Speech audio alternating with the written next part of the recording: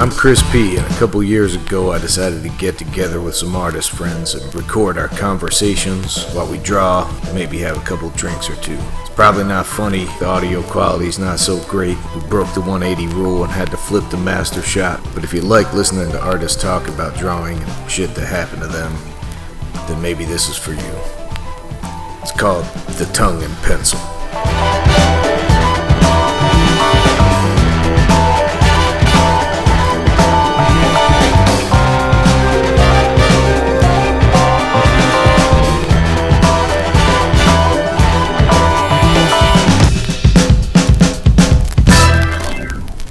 Let's start out by saying, what a piece of shit JJ, what's his face is. Alright, you'd like that. I don't know, all I know he just wears a grill and he's a grown man and I just don't get it. Although maybe he has I don't know what the origin of the grill is. Like, was that actually like, I have a mouth I think he's problem. fashion, he's fashion, that's his fashion.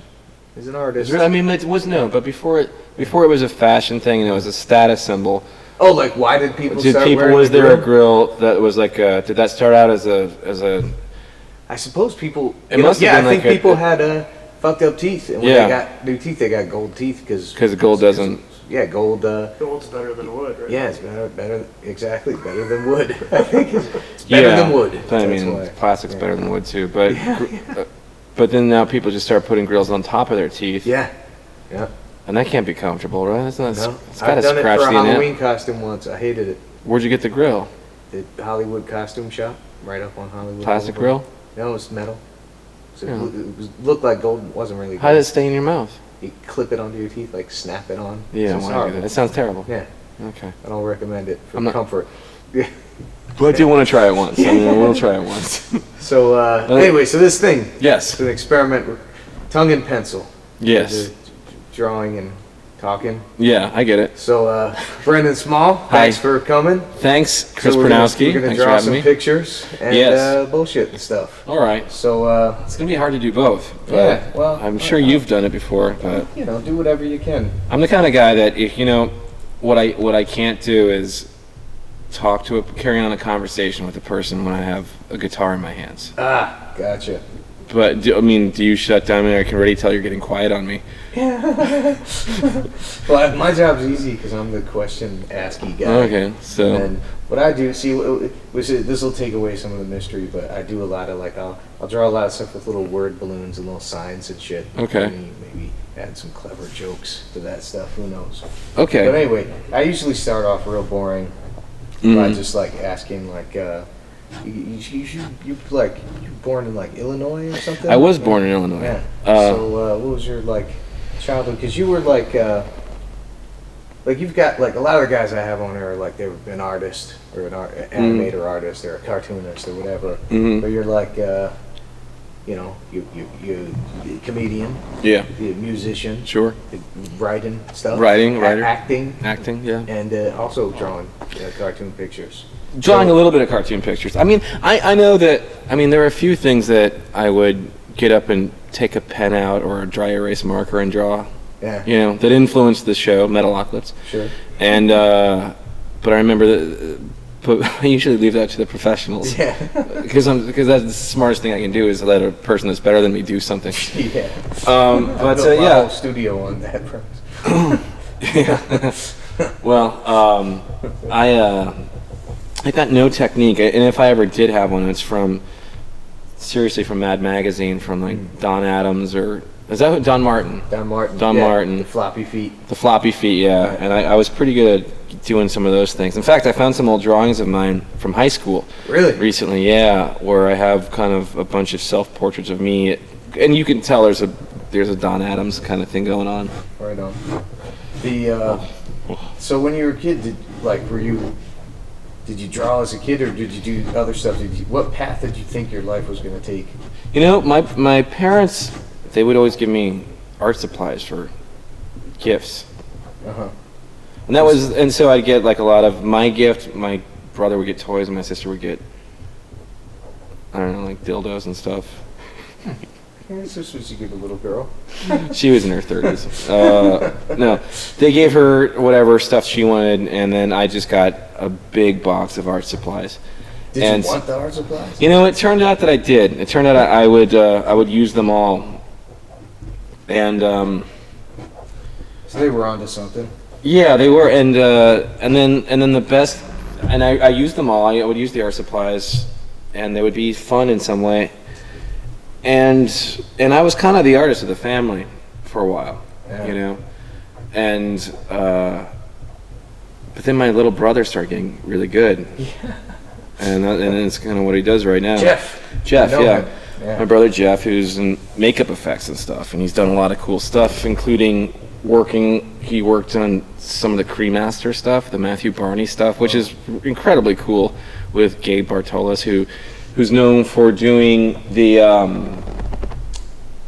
the basket case movies, the Leprechaun movies. He did Love the like basket case great movies. classic, I guess you'd call it B-grade horror, but really great, so much heart. Frankenhooker, Yeah. really great movies that I think are so much fun and have a sense of humor. And you can tell people put a lot of effort and time. They were not slopped together. They were professionally done, but lots of cool. And I love that era of old, like mid 80s or all 80s horror genre, was just where you'd go to the video store and you'd go, how good is this movie? And you'd judge it by how great the latex appliances or the silicone. I don't think it was Read pre-silicone. Fangoria.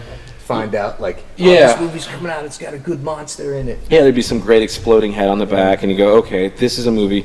And me and my buddy would always watch this movie, so those were really important. But somewhere around the time I discovered guitar, my brother was surpassing me like crazy at art, and I was the kind of like, I was usually the best artist in each class. Yeah. I mean, now I feel like my hand is palsied and it doesn't work just from this shape that I just drew that makes no sense. And it really is. And then this is how I feel when I haven't picked up a guitar in like 2 or 3 weeks too. Yeah. It feels like a sloppy mess. But I started getting a guitar. My brother became the artist, and I was like, you know what? You are way better than me. And he just understood figure studies, and he understood depth, and he understood so many things that I dabbled in but didn't care enough. And he cared more, and it just shows. If you care a lot, you get good. Yeah. Is that so? You took up the guitar. Like, when did you really start getting into the guitar? I mean, I wanted one. I had a guitar just kind of in my head just my whole life. I just knew that I liked it, and I knew I wanted that shape ever since I first played with like a badminton racket. When I was like 6 years old or 7 years old, and then I just knew when I just kept looking at them on TV when they'd show up. And then I actually bought my first guitar when I was, I think, 12 years old. I mowed lawns for a summer, and I got a Toys R Us guitar. Like, I got a guitar at Toys R Us that had a built-in speaker. What kind of what It was like a Stratocaster shape. It didn't really have a name brand. I'm sure there is one, but it was $84, and I was like, okay, that's my goal. I got to make $84 this summer. I got to mow lawns. I got to do whatever I have to do, but I'm gonna have that guitar. And I finally got the guitar, and it turned out it was kind of crappy. But it had like distortion built in, so you can have nice. like what I would just, the way I described it was, that's the sound of an electric guitar, distortion. Yeah. And it was kind of crappy. And then I just realized, I didn't want to take lessons or anything, so I just kind of sat there and collected dust until I met my friend when I was 14 or 13. My friend named Renzo, who I'm still really good friends with, who actually knew how to play the guitar. And one afternoon, we rode the bus together, and I said, I have a guitar. He goes, really, you got a guitar? He goes, I play guitar. And I go, well, I don't know how to play, but I wish I knew how to play. And he goes, I can show you how to play guitar if you come over to my house after school. So I was like, yeah, we'll see. I bet this guy can't play guitar at all. In fact, I bet this guy sucks. And I bet he's full of shit. So I meet my buddy at the bottom of a hill. And this is, I'd moved from Illinois to Springfield. My family had moved to Springfield, Illinois, which is just a shithole. Gotcha. It really is. It's an oppressive shithole. I hated it. I really did. Oh, cheers, by the way. Oh, cheers, yeah. Yeah. Mm-hmm. So I met my buddy at the bottom of his hill, and he had brought his guitar and a little amp that he'd strapped onto his little, like, pig nose amp that he'd strapped onto his belt. Yeah. And he was playing his guitar as he was walking up and meeting me, and it was like a loud electric, distorted, kind of nasally sounding, honking little amp.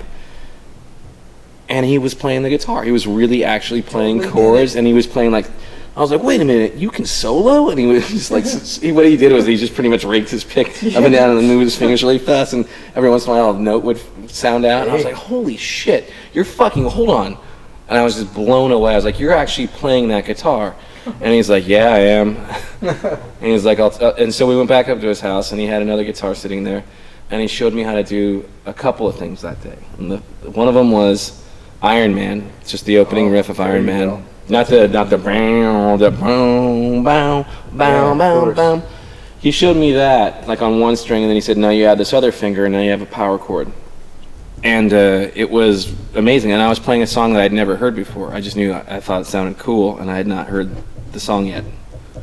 Oh, you had? I had not heard the actual piece of music. I had an opportunity, like, or whatever, I don't even want to call it an opportunity, right around that same age, about 14, where friends of mine started a band. It was like a guy who was like really good at guitar. Who knows how good he was, but sure, at that yeah. age, he was like, I mean, the best guy, the best kid in our class. If you can actually play guitar, it's a big deal. He was good at guitar, and then another guy played the bass, and they were like, dude, you should be the drummer, right? Because oh, yeah? we need a drummer, and you're our friend. And that's kind of how I played a couple times, and then I think it was like your thing with Jeff, where it's like he was more interested in this, and you weren't interested in second play. I was like, this is really fucking hard to learn. But like, it's fun to just do whatever you want, but actually have to remember what you're supposed to hit for the song to work. Like, I'm supposed to hit this at this time, and they're all relying on me to hit the right drum at the right time. So you're learning how to play it on the job. It's like on the job training. Yeah, you can't. So you didn't go away and practice. And no. Yeah. They were like, here's how the song goes, and I'd be like, fucking, and whatever. So you didn't have a 14-year-old teacher, kids teaching 14-year-old kids, so probably not the best way. So I gave it up. I never became the drummer. No, they're still. You know what? But you know, it's kind of true. I think about that with guitar, and anybody who wants to play guitar, is that it's available. I mean, it's just sitting. If you want it, it's sitting there, and it doesn't matter what age you are. If you're 6-year-old or if you're in your 50s or whatever. Yeah. The only, Metalocalypse is such a fun, cool way to express myself through a guitar. That was the whole reason the show really exists. Because it was me falling back in love with my guitar, because I had ups and downs with it, and I didn't know what I was going to do with it. But if I never had Metalocalypse or Death Clock or any of that stuff, I know that I would be 100% satisfied playing a guitar in a room by myself. Just as sad. I mean, it's kind of cooler when you play on stage and all that stuff, but I get the same kind of satisfaction just sitting with the instrument in my bedroom. You gotta love it, right? Yeah. If you're good at something, you gotta do it all the time. Absolutely. So, I mean, I don't know. I don't think it matters. If anyone can find any amount of joy in the guitar, then it doesn't matter. I mean, or drums, or any of that stuff. I want to get better at stuff. I want to learn new instruments and stuff. Do you play a lot of instruments? I started off in piano. As I think I was 7 or 8. So you already had, you were predisposed to some kind of musical. There was some stuff, but the shit that, like, a piano teacher, like, I had this old nun, this scowly old craggly lady, who would just teach me the shittiest songs in a tiny little book. And it'd be like hot cross buns, like blank blank blank blank blank blank blank blank blank blank blank, and that was the song. And I'm like, are you fucking with me? That's a song? That shit is what that is. And I remember being at a school assembly. And there was an actual band playing there. It was like drums and keyboards, and they were going to play like something like the national anthem or some shit. But before they played it, this kid was testing out his keyboard, and he had it on like a DX7 kind of synthesizer horn sound, and he was playing the intro to Jump, and I was like, that is music. Like, that's Jump from the radio. I knew how to play that. I think every kid in the 80s learned how to play that. I didn't know how easy it was or whatever, but I did know later on that I didn't know at the time that if you're not teaching kids shit that they want to, like actual music that they're interested in, then they're never going to be interested in anything. They're just not. So that's true. So piano. Then my mother decided I was going to play flute. Flute. Yeah. I actually played flute for a little bit. Did you really? Here's what happened. When I was in 3rd grade, we had a substitute teacher who was the most fucking fun, substitute teacher ever, right? Mm-hmm. He was just like this weird dude who kind of acted like a child, and he would play the flute, and he would like play the flute for us. First of all, that's not right. It's your left hand towards you, and then your right hand away from you. To play the flute. Oh, just try it. Just try it out. Like, huh? No. Your left hand towards you. Left hand. Yeah, and then your right hand the other way. Oh, like this. That's right. Yeah. Not like what I do. Well, whoever taught you did a terrible whatever. job. Anyway, Yeah. I didn't stick with it. Okay. But anyway, so this guy, he played the flute for us, and he was real fun. And I remember all the like young boys being like this dude is awesome. He's like a little kid. He acts weird. He's got a funny voice and stuff like that. You know what? I'm gonna predict something in this story. Yeah, all right. This guy does have a very unhealthy relationship with the children in his class. No, not that at all. What we didn't realize was, do you remember that what was the fucking show with the guy from Mary Tyler Moore who had a cow on his hand and he drew comic strips and he had two young daughters. Too Close for Comfort. Too Close for Comfort. Yeah. We're like, this guy reminds us from Monroe from Too Close for Comfort. We didn't have a word. Basically like a flaming gay guy. Right. Which is, as a little kid, is like, oh, that seems like a guy. That seems like a cool. really like he's fun. awesome dude. Yeah, he's awesome. He's awesome. And, so anyway, like the next year is when you pick your instrument if you want to join the band, and like fucking 10 dudes, 10 of these little kids sign up for flute because the substitute teacher played the flute. And, that's we all fun. tried the flute out for like a month or two and And decided slowly, it was too difficult. one by one, Just, gave up. Yeah, gave it up. Yeah, I remember a teacher looking at my face and his eyes resting like an older man with gray hair and his fat little stomach tucked into his shirt and short sleeve, and smelled like BO and had a crappy tie and chalk rubbed on his forearms and stuff. And I remember him just taking a long look at my mouth and saying, "You've got good lips for flute." And it's true. I guess I did at the time, and I don't know that he meant anything other than that. Maybe he just really was, I don't know why everything has to be like a sexual innuendo with a flute, but I don't know what would Freud say. So I took it and I managed to make notes happen, and I still remember how to play it. In fact, I've been playing it on stage a little bit. Really? I learned a couple Jethro Tull things. I picked it up. My wife actually got me a flute for my last birthday. Nice. Not the birthday before. And it was a really good gift, and I hadn't played one in a long time, and I was pretty blown away that she got it for me. And I picked it up, and I could still play a C major scale, and I tried to learn all the sharps and flats, and I can record with it, and I actually did some recording with it. And there's, the show Comedy Bang Bang on IFC, so in a future episode, you'll see me as this ridiculous character, this Cuban character that I've kind of been doing for a while. It kind of started on home movies, but then it became kind of popular on the Comedy Bang Bang podcast. But I do him, I think it may have aired by the time this airs. Probably. But you'll see it, this guy named Victor Diamond, and there's going to be a big flute solo, and there's this big piece of music that Flute seems like a good instrument for comedy. It's a ridiculous instrument, and you know what though? I mean, it's when played right with a great instrument, and it's pretty. I love the crazy that jazz flute stuff. So good. I guess it can be. It can be. Yeah. I love it. I've heard it And my parents had a 70s.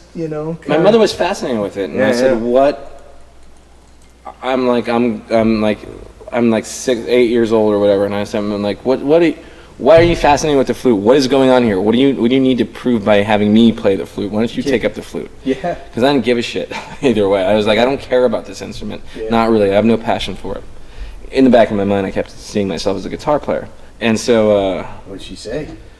She said, "Well, I have this jazz album by Earl Klugh," and Earl Klugh was just like this sweaty guy. It was a very popular record in the 70s or something. So she just wanted you to be Earl Klugh? I guess so. I never did it, and I never did You never it. achieved Earl Klugh status? No. All right, well. And I don't care. That's always, like you said, it's never too late. It is never too late, and yeah, there's a lot of things I want to get better at. But guitar's tough enough. Yeah, I bet. There's always something to learn. So anyway, did you perform with the guitar when you were young? Did you ever No, do any of that stuff? around 7th or 8th grade, I got this terrible case of stage fright, of just speaking, like total abject frightened, just speaking in front of people. And that carried on throughout my high school career. And the story, I've told this story a million times, but I entered a guitar competition when I was 15, and I'd been playing guitar for about a year and a half. And that night, I practiced and I blew it. I just really, like, I did not factor in that I have to play in front of an audience. Yeah. And the second I got on stage, I pretty much had a panic attack with a full volume guitar, kind of scoring my panic attack. And it was really awful. And you see that happen in Metalocalypse. Like, you see like Toki have these freakouts, and that's very much from my life. And I really was totally disappointed in myself. And the big turning point in my life was after that thing. I had blown it and really humiliated myself in front of people who I had been telling I'd play guitar for years. Yeah. Like kids at school, they're like, I thought you said you played guitar. It's like, it sounded, whatever I heard sounded like a car running over an animal or something like that. It just did not sound good. And so how old were you at that moment? I was 15, and I was just completely traumatized. And I could not play. My hands, my limbs were shaking. Whoa. They were just, my knees were literally knocking. Whoa. And again, I was playing through an amp. I'd never played anything above a bedroom level because I had my brother and sister on either side of my bedroom. Yeah. And so I had to play at a whisper volume. Gotcha. And you get like below 1, almost at 0. So just, and you're practicing these little scales and all this stuff. Finally, they put me on like 7 on a Marshall full stack. Whoa. And I was not prepared for that. And it just sounded like shit. And it was totally humiliating. And my buddy, Renzo, who taught me the Black Sabbath stuff and many things beyond that, also ate shit that night. He was in the same guitar competition. He decided not to go electric. He decided to go acoustic. Ooh. Tough. He's like, you're going to see a lot of electric. I'm going to go acoustic. And I was like, well, it's a bold move. Yeah. And so he played something, and he had to sit down to play it. And he started getting an attack of total stage fright, too. And he had his knee up. And he was playing guitar like this, and his knee was knocking his guitar around because his knee was bouncing up and down, like hitting him in the chin. Awful. And we were two just complete losers. And I remember he was 16, and he drove us home in his Camaro with a shitty little stereo. I went home. And I wouldn't let my parents come. I kind of checked in with them and said, how was the competition? I go, yeah, it was good. But the truth was I was dying on the inside. And it was fucking awful. And I went back to my bedroom, and I flung open my guitar case, and I looked at it, and I looked at my fat, shitty hands, and I said, what happened out there, guys? What the fuck? And I was really at a precipice. What did your hands say? My hands didn't say anything. I realized it was all my fault. And I was like, this is where I quit. This is where I quit this instrument. All right. Because I've proven that I can't do it. I had this shot to do it, and I couldn't do it. My body overtook, like some fear overtook me like crazy, and I could not do this thing. And so I said, you know what? I looked back on the last 2 weeks of my playing, and I thought, you know what? These 2 weeks I practiced harder than I've ever practiced in my life, and I've gotten probably better in that short amount of time than I have in my whole guitar career, which has been like a year and a half. But those last 2 weeks, I've improved more than a year and a half. Yeah. And I figure if I can keep this up, I'm going to become a good guitar player. In the meantime, I have to get my mind around the stage fright shit, because that can't happen again. I can't. I'll have a heart attack. I'll die.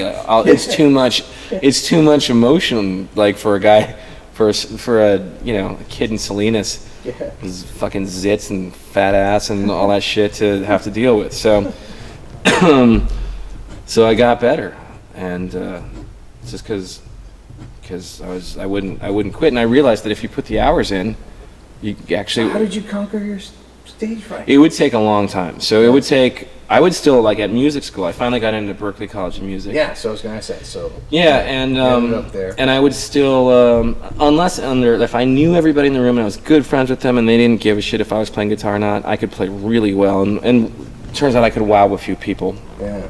Did you go for guitar? Yeah, I went for as a dual, like it was like a is called professional music, which is like a dual kind of major, which is like composition and performance. So I have to like, so I was forced to be on stage here and there. But I would do these end of the semester juries, where they'd have a table of people, and you have to play your classical piece. You have to play you have to do some sight reading, you have to do some chord inversions and all this kind of tongue twister style things, and all those things I learned and I got good at. But the second it came to my Paganini classical piece or whatever it was, I would just trip over my guitar. I would play so embarrassed. I was so nervous and so embarrassed that I had every single one of these instructors averting their eyes. Really? Like they would just like look away and just. They were so. I made them feel terrible. Like whatever the scenario was, I made it really, really bad. But did they know they were instructors that saw you play well in class? I think some of them may have, and some of them I didn't know. So they were just like, I don't think they were like, I didn't not know where to put my hand. I wasn't missing. I wasn't like just kind of like fumbling around. Like I don't know. Like I wasn't pretend playing my guitar. Yeah. I had my hands in the right place. It's just my hands were bouncing up and down off the fretboard. Sure. And then I was like, you know what? And once I started getting into comedy. So how did that happen? How did you get into comedy? Well, I started taking writing classes while I was at music school, because there was Emerson College near me. So I started. I just realized my whole. Well, you remember Jed Elenoff? Yeah, of course. So it's okay. So Jed work with him all the time. Right. So Jed the creator of Randy Cunningham, Yeah. 9th Grade Ninja. Yeah. Which is a cartoon we make. I know. Yeah. Jed is a really important part of my life, because I met him when I was 17 years old at the Berklee College of Music 5-week program, and he and I just band camp. Kind of, but a little bit, yeah. Kind of, yeah. But no girls. A bunch of sweaty dudes trying to play Nirvana tunes and stuff. And he and I became friends immediately. Yeah. And he decided after that 5 weeks, he's like, I'm not playing guitar. I'm gonna go to this. I'm gonna be in TV. And I was like, ooh, that's cool. Yeah. So he and I maintained a pretty strong friendship throughout college, and then around the summer before our last year of school, he helped me get an internship interning at Jingle Houses in New York, because I was like, I don't know. I got to this point with music school where I'm like, playing your guitar isn't even cool anymore. Like taking a solo, people don't even take solos. It was a dark time for guitar playing. It wasn't like shred or any of that stuff that I'd been excited about, and metal was kind of like confused at that point. And I didn't know, or like, what am I going to become, a fusion guitar player? Am I going to become a session player? Am I going to become a film score guy? Am I going to write music for jingles? I'm just not sure, but I got an internship. Jed helped me get an internship at 2 different jingle houses. And then Jed, meanwhile, was interning at Conan O'Brien. Ah, gotcha. So I found myself just wrapping up the cables, doing what I had to do, make coffee, and splitting from my things just to go and meet him so I could get a fly-on-the-wall view of what was going on with these writers and this production, these funny people and all this shit. Yeah. And I was like, this is obviously... And I was working at a movie theater also. Yeah. So my brain was dragging my body to the things that I really gave a shit about, which was TV, writing, and then stand-up. And I was just watching. I'm sure those Jingle House guys were like sad, jaded dudes that would talk about the good old days or something. Or, it was still the good old days, because it was still the mid-90s, and it was an interesting time. Just people were starting to get rid of their analog tape machines and putting in like the first Pro Tools rigs and all that shit. But it wasn't bad. I just didn't want to be. I just realized I know my temperament. I know my personality. I don't want to be 18 steps behind in post-production. Yeah. And be dictated music by a guy that can't describe anything because he doesn't give a shit enough to learn any musical terminology. Yeah. And I saw that every day, and I was like, this is a nightmare. I'm always so paranoid when I deal with like composers that I don't like describe musical like terms that I don't know about. They'll usually be nice. I mean, if you're a cool guy, if you're not a dickhead or something. Is that the thing that I'm talking about? Like tempo means like how fast it goes. Right? Yeah, that's right. Like, is this to make it faster tempo? Is that right? I'm sorry, I don't know what it means. But usually, if you're a dick and you're shouting, make it more pillow-like. Like what? Can you make it more or less? I heard somebody say that once. It needs to be more or less. And I was like, you know, It's like, you could probably, we'd help you. It's almost like you go to France and you go, donnez-moi papier. And they're like, you want some paper? Yeah. They'll help you finish the sentence in a different language. But yeah, I was just like, I don't want to do this. I'd rather, I don't think these people are miserable. I think they're making a lot of money, and I think that they're good at what they do. And I thought that what I learned there was be able to write music quickly. Yeah. Don't sit there and belabor shit. Make decisions and write music quickly. Yeah. And get a bag of tricks. Get a bag of your favorite chords, your favorite changes, your favorite inversions. Yeah. Learn how to, like, what is your favorite thing about melody? How can you write one on the spot? So all those tricks kind of sunk in my head, which would later come in use for Metalocalypse again. Yeah. Bag of Tricks works with cartoons too, because that's like, you know. Well, we have a shorthand of shit that we've done together. That's like true. Okay. Yeah. And I think the same thing. Yeah. How's this thing look? Not so good. All right, here we go. Camera shake, motion blur. Exactly. Right? Yeah, totally. Yeah. Camera shake, motion blur, speed lines. Speed lines, yeah. Make it look like it's moving fast. Exactly. Yeah. Give some potential energy, rack kind of. Focus. Yeah. Yeah, rack focus it. Yeah. Zoom in, zoom out. Take your eye off the prize, darken it. Yeah. Darken. Keep making it dark. Don't show the shark. Yeah. But the same thing with music. And so that summer I decided I have to get on stage and become a stand-up. Yeah. I have to start pursuing. And that was based by kind of fly on the wall. It was based on Jed me was at Conan. comparing my life to Jed's life. And I was like, Gotcha. Jed's got the right thing going on. And what I have here is a recipe for becoming an alcoholic. And so that next year I started taking writing. My last year I started taking writing classes at Emerson, and I took writing for TV classes where I had to have my first. Oh, that's the alarm where we switch our drawings. Oh, really? So if you wanna switch or wrap something up, that's cool. No, this is a real piece of shit drawing that I've done. You can see my drawing. You'll see has a little bit of there's some kind of understanding of like musculature, but not much. Gotcha. And this is really sloppy. And I started with nothing. All right. And but what you'll see is my real weakness is any kind of inanimate object, any kind of mechanical thing. Nice. This is fun. This is the surprise. Okay. Who knows what we did? We'll switch them out. Oh, okay. So we just. Yeah. So because we don't sit in the same spot, so it doesn't get confusing. Okay. We'll give you this. Oh, look at that! It's a rad dude. I did a lot of talking. Yeah. Yeah. Yeah, I just draw pictures. I didn't even get anything like stuff. This is good because I like incomplete. I didn't draw a head on that guy. Yeah, I have like set you up for some stuff. I can draw a weird face on this guy. It's gonna be. Yeah, awesome. Do it. Yeah. Oh, I see you got your grill here. Yeah, we were talking about that before it started. Who knows? Maybe that'll even be in it. Who can know how this is gonna work? So maybe that'll be part of the thing. I don't even know what this is gonna be. Maybe it'll be a podcast, but this got video. Yeah. They do that? They do have video podcasts. All right. Well, it'll be that. Yeah. Who knows? Who knows what they'll call it by the time we put it up? It's always changing. So anyway, now here's the second half. So anyway, yeah. Hi. So welcome to the second half. So then, when did you moved to Boston at some point, right? I moved when I was 19 to go to music school. So I had been there, and I'd been there for 3 years before I went to this. Had this kind of like summer in New York City where I was like, you know what, I don't like what I'm doing, and I don't know what I'm gonna do with music, and I don't know what I'm gonna do with my guitar, and I'm gonna put it in the case for a while. Yeah. And I'm gonna start taking this other stuff seriously. So I started taking classes at Emerson, and one of the classes was taught by a guy named Mike Bent, who still teaches there, and he was a great teacher because he actually was a performing comic too. So I would stick around after class and bother this guy and ask him questions about how, why, where how can I see you, and I also realized in that class that not everybody was funny, and it was a comedy writing class. And I was like, ooh, I want to be the funniest guy here. I really want to be the best writer here.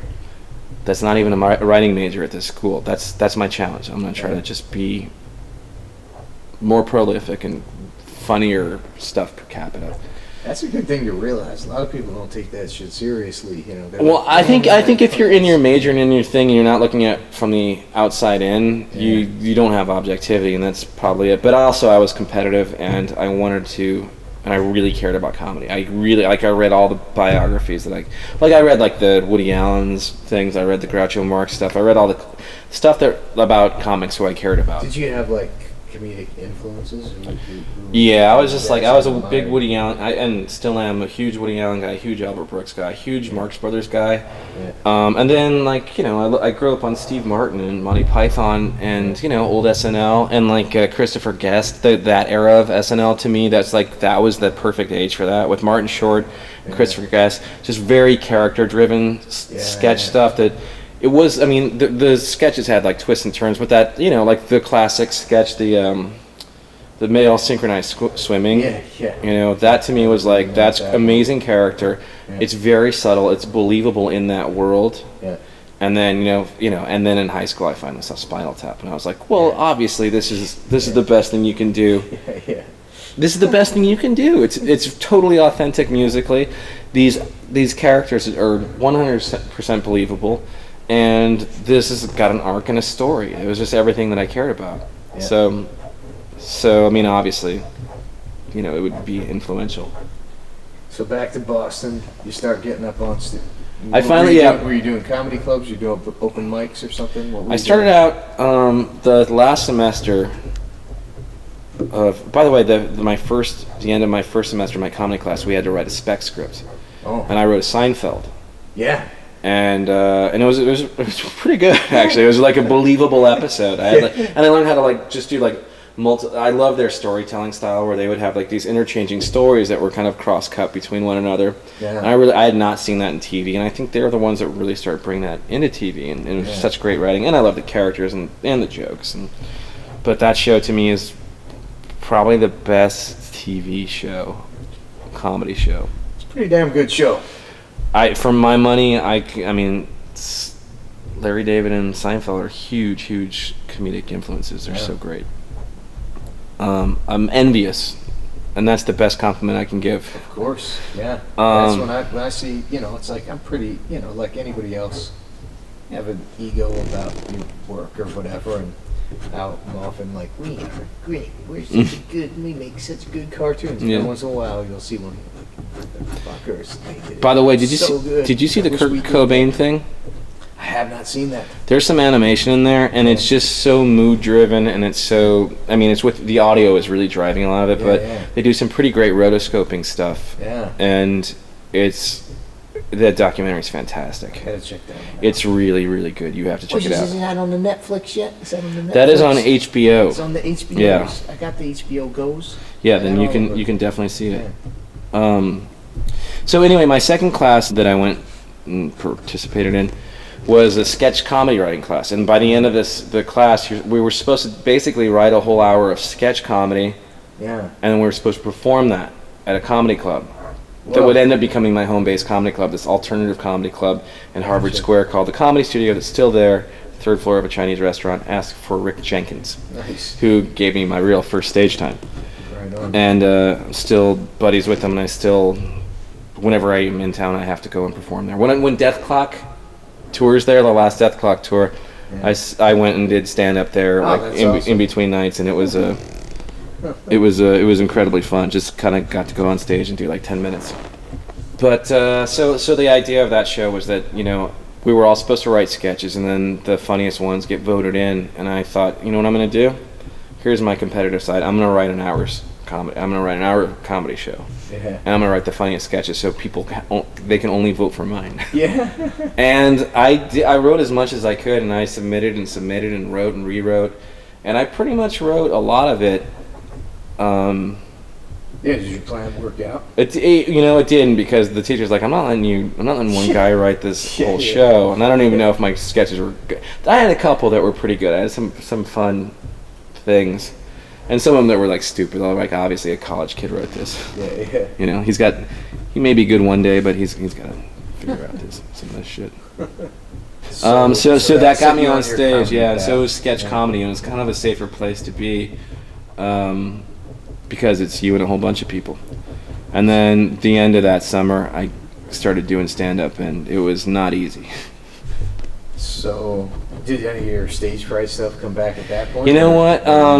I it? learned the first time I did stand-up, when I first really went on stage and did stand-up, or even spoke or acted or whatever, was that walking around and being able to use my voice and be loud somehow expelled all this lactic acid that was inside of my muscles or whatever, and I slowly started to relax. And I was like, wait a minute. This is so much talking, gesticulating, pacing, whatever I have to do, acting, having some action, takes everything away. Yeah. Where if I'm playing guitar, Gotcha. we're dealing in, millimeters with my pick and my fretting hand. And so I could see how that more mistakes could happen because it's just, there's a tinier amount of space to deal with. So I started doing that, and then basically I gave myself, it was quitting smoking. I'm gonna give myself a date. I'm gonna work towards it. So I asked the guy at the comedy studio. I said, hey, I want to do stand up, and he goes, how about 1 month from today? And I was like, sold. And I had to have 5 minutes of stand up by then. And they're really nice to you the first time you do stand up because the guy comes out and goes, hey, it's his first time. This is first time. This is fucking terrifying for him. Be cool. Don't be an asshole. Yeah. And the audience is kind of fascinated with this. It really is just like... It really is. It can be a real catastrophe, and they're just going to be polite about it. Plus, people don't really want to heckle. Sure. People don't really want... People are only... They just... an audience really just wants to see you succeed. They don't want to be embarrassed by you. Yeah. You know what I mean? That's one of the worst feelings, is being embarrassed for a guy on stage. It's hard. Oh, people are... It's their worst fear realized, that they're just watching someone in pain, in torturous pain, dying in front of them. Yeah. So the first one went fine, but I also knew this is not good. And it's gonna take me a while. And I didn't really start, and I would go up there, and some nights would be okay, and some nights would be really not okay. And then I started doing some character stuff on stage, and that's where stuff started clicking for me. Gotcha. And then I was like, I got to get better at this just straight stand-up stuff. But in the meantime, I'm probably getting way bigger laughs than the stand-up people doing these characters. Yeah. And that was how I got into TV. Yeah. So did you meet Lauren through the? Yeah, I met Lauren from. Well, I was on a show at the Hong Kong, and I was doing a character. And the interesting thing about that night was that in Boston they were doing a show called Dr. Katz. Yeah. It's an old animated show. Great show. And in fact, I'm about to go do a live Dr. Katz in Portland. I'm going to do a Portland Comedy Festival tomorrow to do 4 nights of comedy. Awesome. And I'm doing a live music thing, and I'm doing just straight stand-up. But Dr. Katz, I'm going to go hang out with Jonathan Katz and Andy Kindler and Ron Lynch. Nice. And Ron Lynch I had seen perform a few times in Boston because he'd been on Dr. Katz, but we knew that the producers were supposed to be there that night, and I was on the show that the producers were on. And I was on the show, and a couple other comics, like Eugene Merman was on the show. Nice. Who was my roommate at the time. And then Ron Lynch was there, and this other guy, Louis C.K., was on the show. And they had just been in town recording Dr. Katz, and I'd seen Louis and kind of, we'd hang out and talk to us younger comics and give us advice, and he was really nice to us. What kind of advice did he give you? Well, he would just he'd see sketches and he'd go, hey, you know what, that's really good, or I like what you did. I wonder if you could also do blah, blah, he would... Gotcha, he'd give you a critique. Yeah, I don't know if that was earlier, that may have been a little bit later as I got to know him a little bit better, but he was always really nice, and he was just so fucking funny. He would we'd just laugh until our faces hurt when he was there. That sounds fun. It really was fun, and same with Ron Lynch. So funny. You want any booze drinks? What's that? Yeah, Booze I'll drink? take something. Sure. All right. What kind of booze drink you like? What do you got? We got all sorts of things. We got some whiskey. We got some gin. We got some tequila. We got some vodka. Whatever. You want some ice in there? I'll take a little. Yeah, I'll take something like a whiskey on the rocks. All right. There we go. We got the rocks. This is, by the way, this is my dinner. I thought you said you had 7 almonds. I did. I had what was in my car on the way over, and yeah, it's gonna be fun driving home. We got a bullet. How's that? Oh yeah, give me a bullet. Yeah, That's a good story. pretty good. It's brand new. Yeah. It's not yet been opened. hit that right here. Yeah, put it in there. Take that thing off and put it into Right that. in the thing. Put it into that cup. Put the thing in the thing. Yeah. There you go. But Hold on. there you go. I went and did that Tomorrow show a couple weeks ago. Ron Lynch asked me if I would come on it. And I was like, what do I do? He's like, I don't like to like rehearse or talk about what it is ahead of time. I was like, well, what are we gonna do? And he's like, it's cool, show up. Yeah. So it was just it was so you an went and did interesting it? experience. Like it's a surreal. He just kind of led me along, and I just kind of talked, and I sat on the couch and. Oh, he did like a talk show kind of format, yeah. right? Yeah. So, well, it was me and Craig Anton and for years you guys. For did years, that. when I first started Metalocalypse, we would do that for like 3 years solid. I would never missed a show. Yeah. I missed a few, but I remember you were doing that. I was doing it all the time. It was such a ridiculous, crazy thing. And anyway, Ron Lynch is always one of the funniest people in the world. He still is to me. Yeah. And I love him. And so I was on a show with him, and I did this bit that kind of involved him coming on stage and giving me some comedy notes. It was like a pre-written bit. I'd tried it one other time before, and it just really did well. Yeah. And for some reason, this was just really getting tons of laughs. And one table was laughing really hard, and one guy's face was turning bright red because he was laughing so hard. And that guy was Lauren Bouchard. And afterwards, a couple days passed, and the Rick Jenkins from the Comedy Studio called me, and he said, "Hey, God damn it. The thing that we wish everyone would do is happening to you. The Dr. Katz guys are looking for you." I was like, "Oh, fuck yes! Fuck yes! Oh, God damn it! That's all I wanted." He said, "All right." So Lauren and I went and met at a coffee place in Harvard Square.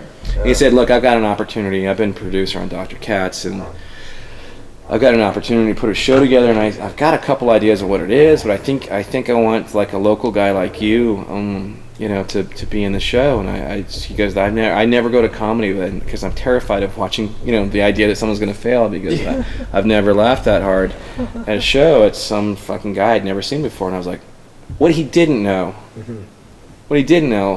was that was a fucking fluke. Like that was a total, like I knew that I would be able to, I was like, okay, this is how you do that. But that night, and that character was so stupid and ridiculous. That was, God damn it, I thought I put it on airplane mode. But it was a total fluke. But then we started developing home movies at that point. And then that ended up becoming like really kind of biographical, like the kind of. There was some stuff, yeah. The characters named after you. Yeah, so which is kind of like a young you that like kind of played the guitar and wanted to make movies. Well, there's another character that played guitar, so I kind of used different parts of my interests. Gotcha. But yeah, there was a lot of stuff, and a lot of the stories were based off of shit that happened to me. Yeah. But a lot of it wasn't true. A lot of it was just stuff that were like, I think it'd be more interesting to have. My parents were still together at the time. Yeah. And it was about a kind of a broken home. And then I was just like, I don't want to do a show about a kid. I don't even want to be a kid, but that's what I got. So how can I make this something that I would give a shit about? Because I wanted to be like, I was really into sketch. I wanted to do like Mr. Show stuff. To me, that was like the coolest thing in the world. And so, but you also designed that show, right? I didn't design. You didn't do some designs on that show? No, I did not. They had a bunch of different people doing that. I got bum info on that. Yeah, somebody lied to you. Yeah. Find out who that is. All right. Well, bad guys. Yeah, bad guys. That whole scene, you got your H. John Benjamin, who's like huge now. He's everywhere. Yeah, he was every popular cartoon. He's Coach McGurk and stuff. Yeah, he was already like a big deal to me, to all the young comics, because he was bent on Dr. Katz. Sure, of course. Which is also like the funny. Also great. Yeah, I mean John Katz is hugely, incredibly funny, hyper intellectual, smart, just can form jokes out of thin air. And then John Benjamin had this thing, and it was fun to kind of just try to not be Dr. Katz, but to borrow a couple of things out of that we liked as far as style, and make that show anyway. It was fun. I was ready. I was happy. I started basically around home movies. I started pulling my guitar out again and started playing it a little bit more. I had to do the theme song, and I started writing characters that played guitar on the show, and I was really enjoying it. It was a really fun time to be. I was 23 when I did the pilot for that. That's great. And we got picked up when I was in production when I was 24, and I was pretty much, running the writing part of it. It was me and a guy named Bill Broaddus, who is Yeah, like he wrote on the Metalocalypse. He did. That's right. Yeah. Metalocalypse. I know him. Yeah, Bill is an incredibly, like, I wish everyone knew how funny he is. An amazing stand-up. I would watch him. I was so lucky to be a 23-year-old kid, and I would get to go and watch Dr. Katz sessions. So you'd have Jonathan Katz, Mitch Hedberg would come in, Louis C.K., Bill Broadus, this guy Tom Leopold, who is a writer, and tons, and I just got to sit and be a fly on the wall and shut my stupid fat mouth and learn from these guys. And it was the best thing I could do, you know? So speaking about the recording style of Dr. Katz and of, I assume, home movies, like, it had some kind of script or some kind of plan, right? But was there a ton of improv in that? The first 5 episodes had no script. It was just these kind of dense outlines that I'd write, and then we realized that there was just a lot of editing, a lot of going back to the top, and a lot of, having funny people, and then adding jokes to it, kind of. So it wasn't a totally scripted show. Yeah. And then once we got picked up on Adult Swim, when Adult Swim started up, I was like, listen, we have to write scripts, because I know that, because we got canceled on UPN and then got picked up like a month later on Adult Swim. It was the luckiest thing in the world. Every show got canceled off UPN, didn't they? A lot of them. Yeah, they did, but our show got really canceled really quickly, because it was just people like, what am I looking at? This looks like I need Dramamine to watch this show, because it was all squiggly and shit. So anyway, all right, so you made that cartoon. And then what brought you back to California again? Well, with that show, home movies never performed that well. So after we'd finish a season, we'd sit there kind of like in the lurch, and months would go by before we'd find out. And they go, yeah, we have to wait till the whole thing airs, and we have to kind of wait till this and that. Yeah. And we'd sit there not making any money, just waiting to see if a show would get picked up. And then we would get a pickup, and then we'd wait again. And so after the second season, I was like, listen, guys, there's I have to have a backup plan if this doesn't work, so I'm going to move to California. And I was 26. And so I just was like, if this all kind of doesn't work out, I'd like to be able to be in a place for more TV production other than one show is on the air. And I had the first time that we crossed paths was that Sci-Fi, you had that the Barbarian Chronicle set up at Sci-Fi at the time, and we got introduced by Kelly Kolchak. Kelly Kolchak, who was at Worldwide Pants. Yeah, she was like, here's a guy who makes some cartoons, and here's a guy who has a show, and we met and stuff, and we're like, this would be cool to be like Ralph Bakshi, it'll be like Fire and Ice, it'll be cool, but it'll also be like Curb Your Enthusiasm, it'll be really dumb, this and that, and then, whatever happened with that at the time happened, and then... it got sold and kind of nothing, and then shortly after, Well, what happened was, Home Movies was finished, and I was like, okay, Home Movies was great, and I really enjoyed doing that show. Now I don't want to do the same show again. I want to do something that's completely different, and I don't... almost to kind of honor the show in a way. I don't want to rip it off. I don't want to be one of those cartoon guys who has the same looking show with the same exact vibe on everything. Sure. I think we're lucky to be alive, and we may as well be creative in different ways, I'd like to be able to do different stuff from show to show.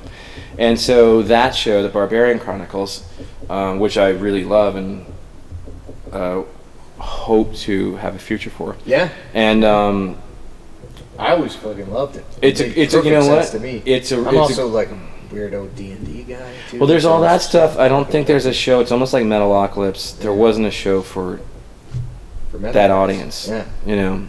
But yeah. So that show kind of came and went. And what happened visually was like I figured this show would feel like a Frazetta, Bakshi, kind of like Fire and Ice, but like a comedy version, and like why not just go as crazy as you can with visuals? Because I felt so limited with the visuals, in Home Movies, it really worked well, but action and everything that I wanted to do, I had this idea for these Dino De Laurentiis style productions, and which is something that ended up on all of those things that I was thinking about, and then eventually talked to you about. We ended up doing.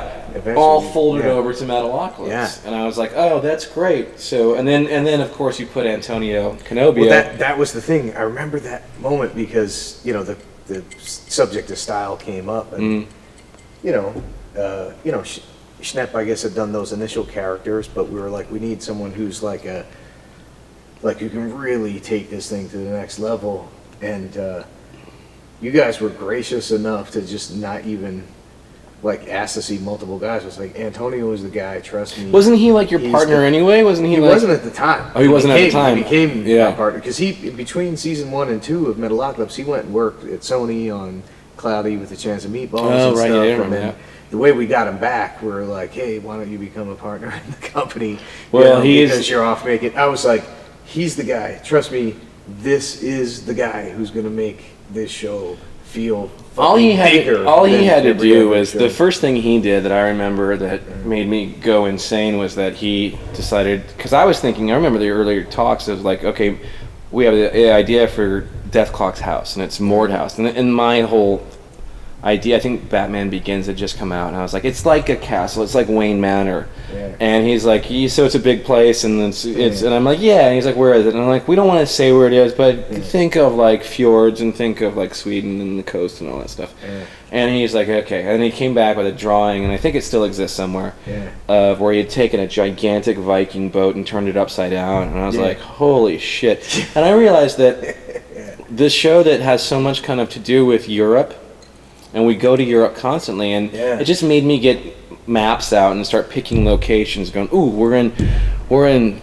Batsfjord, and we're over here. I remember that map. I remember in your writing room, originally you were like plotting out the different where they would go. Yeah, exactly. Yeah. And then like Reykjavik, Iceland, and then like, okay, they're going to go to Salzburg, Austria, and then this is going to happen here, and then just shit. Like, I was learning my geography through the show, you know? Yeah. But the thing that I didn't have, or any of us I think had, that Antonio had, was the fact that he was European. Yeah. You know? Yeah, and that adds a lot. Like, there'd be a Bavarian touch somewhere where I was like, that's coming from a man who's traveled around and done that stuff, and I've only been to like Canada, you know, at that point.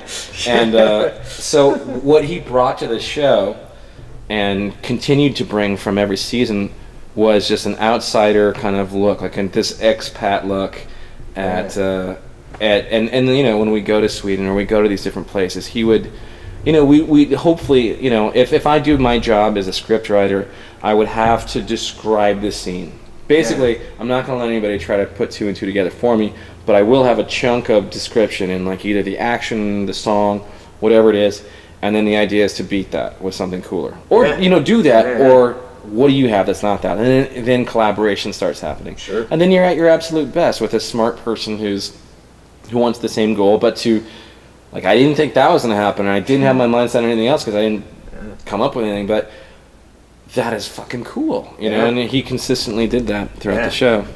Yeah, it's such a shame about the fact that he's dead. Yep, you heard it here first. Antonio. Yeah. He totally died. Yeah, Cinco de Mayo. You were in Playgirl magazine. Years ago, yeah. That's something. I think I was around, I had just turned 30.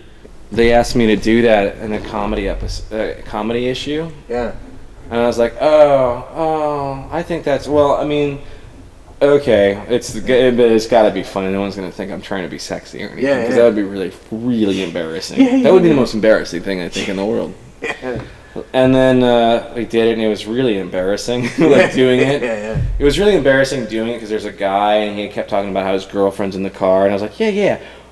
Oh, do you think I'm going to, like, do you think I'm gonna try to fuck you or something like that? Because I'm naked and like my dick's hanging out. Did you have a guitar? You put a guitar in front of your ding dong? Yeah, there was like that, and like I was never like it was really it was so ridiculous, and but that was like at the dawning of it was. I mean, it had Death Clock. It was just it had been announced, and we were starting production. Yeah, and. Yeah, but the thing was that it happened and it came out, and then I was like, nothing. Yeah. Until I got a phone call from my mom saying, so, tell me about this Playgirl. And she told me that she bought the issue. Yeah. I was like, why would you do that? Like, what? Let's say that it was not tastefully done. Let's say that I showed my dick to the fucking world. Like, I thought that was a thing to do. Yeah. And I was like, oh she like emailed me, and I didn't email back. I just left her hanging. I was like, I'm not going to talk about this. It's for the sake of comedy. If you want an explanation, if that's it. It's for that's like all I told her. Sure, yeah. It's a joke. No one's gonna. I'm not a. Yeah. I have the body of a comedian. You don't want to see it. You don't. Yeah. So I never hear back from her. Yeah. And then later on, I started like holiday. I go, I never heard back from you about the. Yeah. So what happened? The Playgirl. Yeah. She goes, well, I got the issue, and I frankly never got to your part. I go, what do you mean? She goes, well, there is, pardon me, so much erect penis. Because that was like, it was an era, I don't know if it was like, it used to be like Burt Reynolds and... Yeah. But then it got into like just guys with hard dicks, and it was like, oh, this isn't for girls, this is for dudes. This is for dudes. And I was like, maybe some guy's jacking off to me somewhere. That would be kind of cool. Probably. That'd be awesome. Nice, so... I would, yeah. Alright, anyway, I guess that's our little alarm thing. Yeah. That says we're done. We should put the finishing touches on our drawing. I'm not drawing anything good at all. Now is the time where I ask if you want to plug anything? Well, I mean, if this is like, today is May 6th. Yeah. This is 2015. Come out like 2-3 months from now. Who knows? Right. Well, if for some reason you have a time machine, I'll be at Portland this weekend, doing a bunch of shows, including Dr. Katz. If you're in Los Angeles, I have a monthly show that's a really fun show. That's at a jazz club called the jazz club's called the Baked Potato, where they serve. You've been there before, right? You brought me there. Yeah, I brought you there. Yeah. Well, we ate those baked potatoes there. They serve the potatoes. Biggest potatoes. I don't know where they get those potatoes. They're like a nuclear power plant. Like they made potatoes. Delicious. But they're great. They have fantastic toppings. Anyways, this tiny little jazz club. It's called the Baked Potato. Amazing musicians play there. Yeah, outstanding players are just like guys. Like I refer to them as super musicians. Guys like Mike Keneally. It's like the musician's musician. It kind of is. It's like there's a comics comic or writer's writer and artist, but they're like musicians. And I go there and I thought this would be a great, this feels like a 1960s comedy club in here, and I'd love to start doing a show here. So my buddy Steve Agee, who's a great actor and comedian, and I decided, because he went to music school years ago, so he would be like, we'd gravitate toward each other at a party and talk about music. And we put a show together. So once a month, go check out my Twitter @_Brendon Small. Somebody got my name first. What are you going to do? What are you going to do? Somebody has my name. But we do a monthly show that's really fun there. If for some reason this comes out before next week in May, I'm headlining the Improv on the 17th. Nice. And then stay tuned. We got the Metalocalypse on the Hulu Plus. Metalocalypse is on Hulu Plus, which is great. You can, if you pay the monthly fee. They've got Hulu Plus is pretty great because they have the Criterion Collection. If you're a film buff nerd, like myself, they've got a really great. I don't know if they have everything, but they got Somebody's most of it. Somebody's got to get this word out. I don't think Hulu's doing a good enough job promoting what they have on there. It's true. There's got to be like an. Hulu is an app, but there needs to be an app to show you what cool apps to get. There needs to be an app, because no one knows. But Hulu it's got a lot of stuff. It's a lot of bang for the buck. It's what's going to happen, and I'm doing this. Goodbye cable. I'm getting rid of my cable this month. I think everybody is. Yeah. Right? I'm getting like HBO now, and that's it. That's the end. And then Netflix and Hulu. That's the end. And then I'm gonna buy all my movies on iTunes, and you stream them all. And it's great. There you go. I'm like at 100 movies on it. All I care about are movies. I don't give a shit about anything else. You like Daredevil? Daredevil's pretty good. Movies. Daredevil's pretty good, but you know what? It's on Netflix. It's not on regular TV. Oh yeah, people like that. Yeah, that's pretty good. Well, check it out. Yeah. Check out the Kurt Cobain documentary if you haven't seen it. I you can't stop thinking HBO about it. Go, HBO Now, HBO Go, yeah. So that's my plug. Right. Get a load of this Kurt Cobain kid. He's still in places. Yeah. All right. Well, hey, thanks for having me. Your tongue and pencil. We'll see what happens. I have some really shitty art here, and you have some good stuff. Right on. We're gonna do it. I was blabbing too much. Well, now you sign. We're gonna sign. Okay. Sign the art. I'm gonna choose a different pen. All right. No, let's use the same one. So I'm gonna sign it down here, and then you come sign this one, and I'll go sign that one, and then we've done it. We did it. That's what happens. Good night, folks. Sure.